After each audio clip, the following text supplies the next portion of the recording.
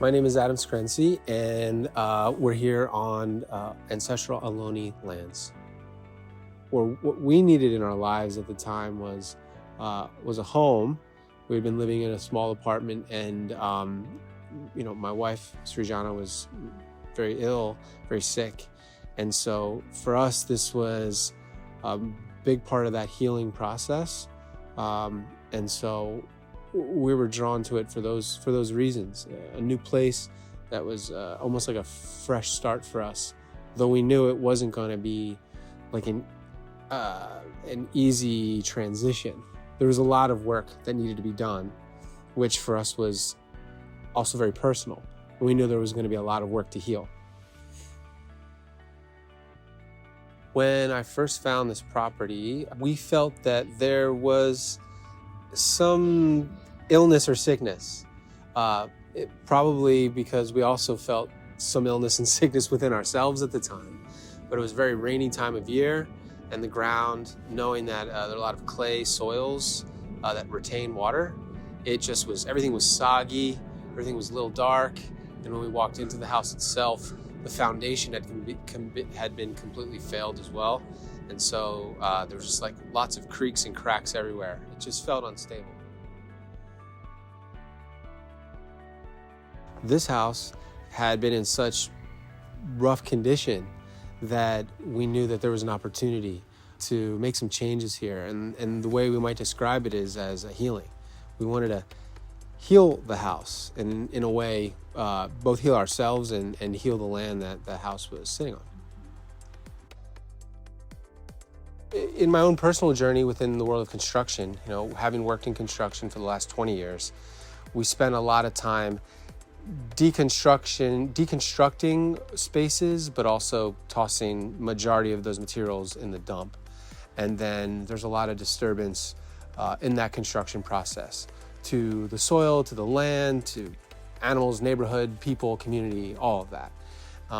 And I had done enough of these projects in my life, and I was at a special place in my life where I was really motivated to do something very different. And with what was going on within our family, just in terms of sickness, it was now or never that we were going to do something different.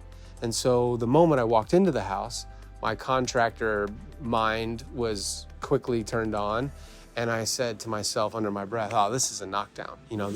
This house is old enough. It's so in such bad disrepair that it probably makes the most financial sense to knock it down, to scrape the property, to remove the foundation, to excavate for a new foundation and build a brand new house." But when I thought of specifically this area of Redwood City, that's happening everywhere. And so there was an immediate desire to try and challenge that trend that had been taking place here for so many years. And so the question was asked, we asked the question to ourselves, what might it look like if we didn't knock this house down? And what approach might we take in the design, throughout the pre-construction process and the construction process to challenge all of these things about a remodel that we know is not the best for the environment and the surrounding community.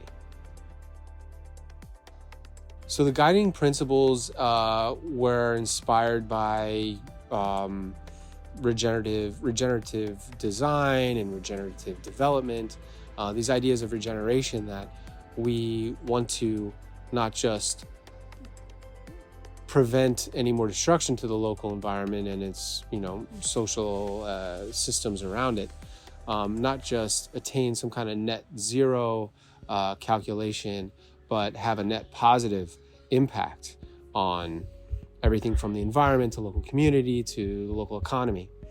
And so using those guiding principles, we really just thought as expansively as we could about the materials being used in the project, the site preservation, the way the site interacts with the workforce that's working on the project, and the way the site interacts with the surrounding community. The response to some of our approaches to, going beyond the typical experience of feeling like it was a construction project is nothing but disruption and stress and discomfort for everyone involved. From the stress that you experience having to go quickly working on a project, from the experience as a neighbor, maybe having to deal with the dust and the noise, and maybe you're losing a parking spot outside, not knowing how long a project is going to go on for, or just being the one who is maybe paying for this work and not always knowing what the progress is, or being surprised by additional costs. There's always all of this additional stress, and it takes a lot out of you. It's a real reason why we talk about the construction process as one that is extractive by nature. It takes your energy. And so what would a construction project look like that actually gave you energy, or reinvigorated the energy in the area? And so we knew that we only had opportunity and that we could only improve. So we tried to think of as expansively as we could, and so we quickly or early on in the project built a meditation center on the site. We had one of the trees on the property was ornated with prayer flags, and we placed a couple altars. We had a couple different religions represented depending on what perspective you had on that. And it was a tree that also produced some fruit. It was a cool area, protected you from the rain or the elements. So it seemed like the obvious place. We also had a construction fence that was decorated with chalkboards for communication, and also art was hung. And we used the communication boards to give opportunity to our local neighbors to ask questions, to maybe draw, to write some poems. And we didn't expect any of that to happen, but we imagined how wonderful it would be if it did. And sometimes when something makes so much sense or something so desired, it does happen. And so those things did happen.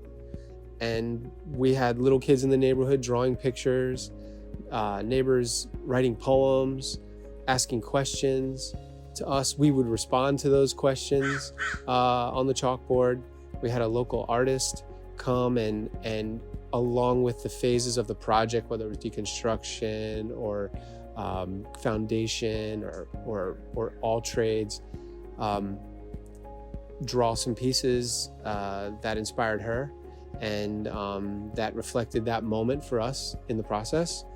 So overall, the interaction with the community was received well, which we're grateful for, as well as the workforce.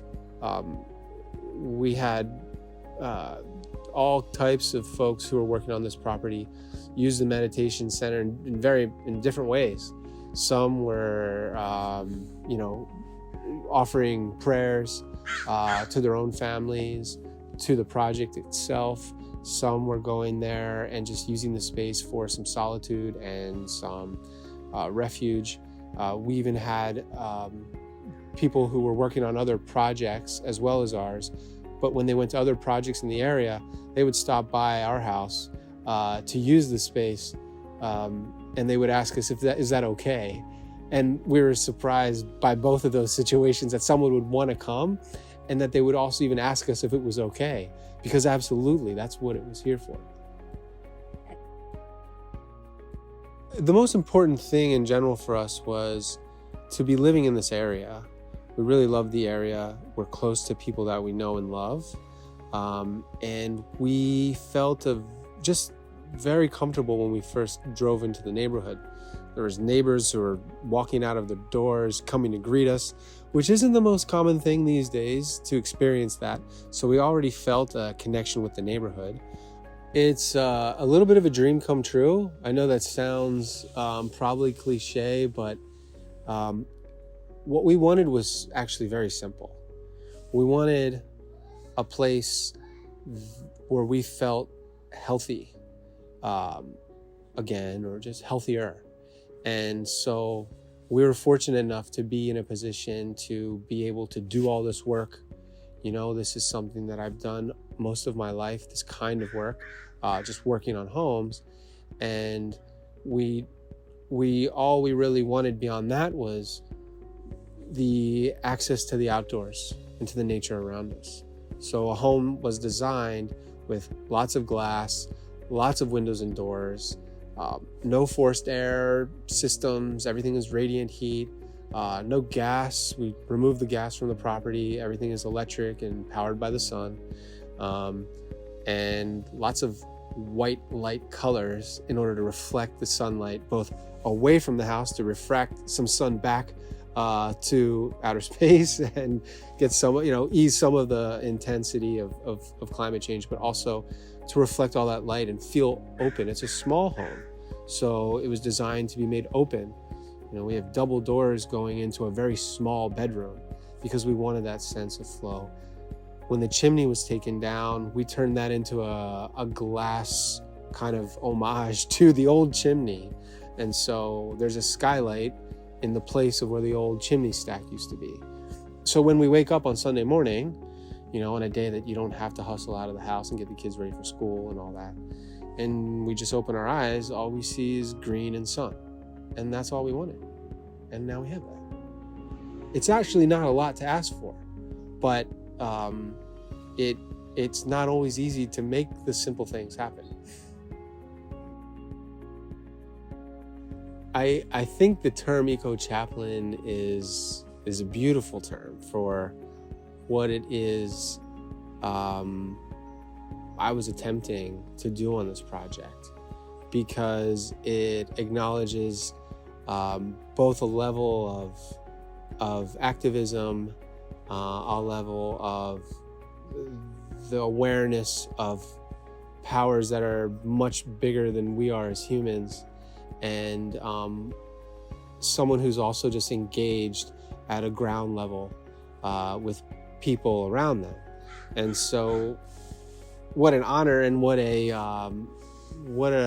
apropos term to use. So I loved it, when you introduced that idea and concept to me.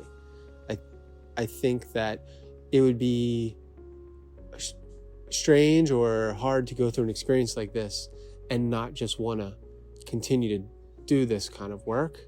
Though when you're doing it for yourself, it's very personal and there's no barrier and limitation to what you're doing. I would love to be able to do this again. I don't know how it would work, but I think that that's probably not something to worry about. Yeah, so I think it could probably happen again. I would love to.